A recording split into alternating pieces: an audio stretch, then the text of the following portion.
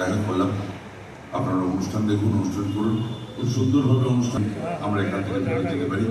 ধন্যবাদ। একটা দেওয়া বাকি রয়ে গেছে, যে পুরো ব্যাপারটা চেয়ারম্যান সাহেবের সঙ্গে যোগাযোগ। তিনি আমার কথা, আমার রিকোয়েস্টে কলকাতা থেকে ট্রেনে করে এখানে এসেছেন। আমাদের এই পুরো ব্যাপারটা, পুরো ব্যবস্থাটা, এই হল থেকে শুরু করে আমাদের গেস্ট হাউস থেকে শুরু করে সমস্ত ব্যবস্থাটা অশোক ভদ্র সাহেব করে দিয়েছেন। এবং স্বপন দত্ত, যিনি হাবড়ায় থাকেন, তিনি আমাদের এক্সিকিউটিভ কমিটিতে ঢুকেছেন, তিনি এক্সিকিউটিভ কমিটিতে থাকবেন। এই পুরো সহায়তা করেছেন আমাদের বিএসপিকে আগামী দিনে এগিয়ে নিয়ে যাবেন।